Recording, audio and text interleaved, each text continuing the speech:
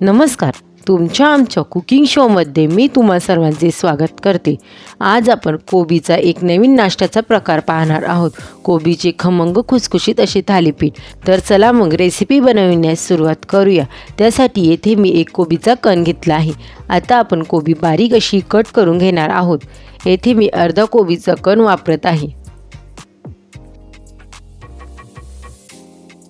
आता आपली कोबी एकदम बारीक अशी कट करून झाली आहे.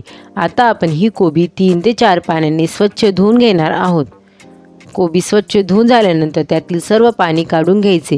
आता आपण कोबीमध्ये 1 वाटी बाजरीचे पीठ, अर्धी वाटी बेसन पीठ, अर्धी वाटी तांदळाचे पीठ, 1 टेबलस्पून पांढरे तीळ, 1 टीस्पून धने पावडर, 1 टीस्पून काश्मीरी लाल मिरची पावडर, 1 टीस्पून हळद,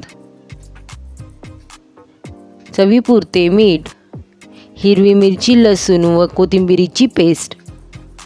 आता आपण हे सर्व चांगल्या प्रकारे मिक्स करून घेऊ.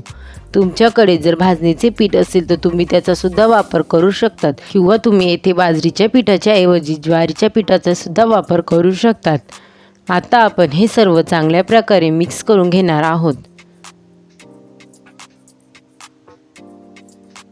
हे सर्व चांगल्या प्रकारे मिक्स करून झाल्यानंतर आता आपण यामध्ये थोडे थोडे करून पाणी टाकून याचे पीठ मळून घेणार आहोत. याआधीसुद्धा मी आपल्या कुकिंग शो रेसिपी या चॅनलवर कोबीच्या वेगवेगळ्या प्रकारच्या रेसिपी टाकल्या आहेत. त्यांची लिंक मी डिस्क्रिप्शन बॉक्समध्ये दिली आहे. तुम्ही एकदा जाऊन चेक करू शकता.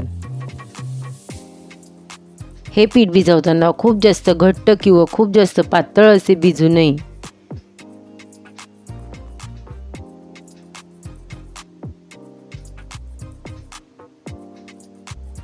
आता आपले थालीपीठसाठी लागणारे पीठ भिजून तयार आहे.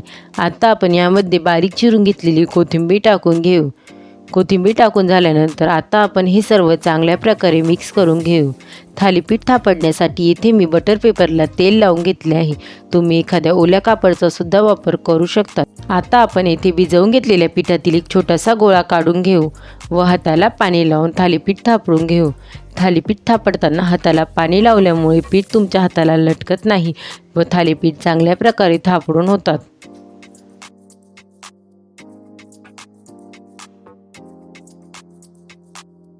सर्व बाजूने एकसारखे थालीपीठ थापडून झाल्यानंतर थालीपीठच्या मध्यभागी बोटाच्या मदतीने एक छोटेसे होल करून घ्यायचे. आता येथे मी थालीपीठ भाजण्यासाठी गॅसवर एक तवा गरम होण्यासाठी ठेवला होता. आता आपण त्यावर थालीपीठ टाकून घेऊ. थालीपीठ टाकून झाल्यानंतर आता आपण थालीपीठच्या चारही बाजूने तेल सोडून घेणार आहोत. तेल सोडून झाल्यानंतर आता आपण या थालीपीठला दोन्ही बाजूने छान प्रकारे लालसर रंग येईपर्यंत भाजून घेणार आहोत. 5 मिनिटांनंतर आता आपण थालीपीठ एका बाजूने पलटी करून घेऊ. तुम्ही पाहू शकता आता आपल्या थालीपीठला छान प्रकारे गुलाबी रंग आला आहे. आता आपण थालीपीठच्या दुसऱ्या बाजूने थोडेसे तेल सोडून घेणार आहोत.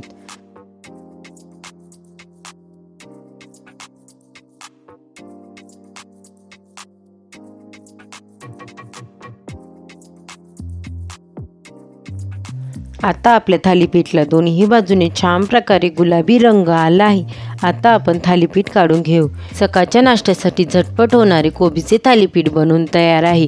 रेसिपी कशी वाटली मला कमेंट करून नक्की सांगा. रेसिपी आवडली असेल तर रेसिपीला लाईक करा, शेअर करा व चॅनलला सबस्क्राईब करा.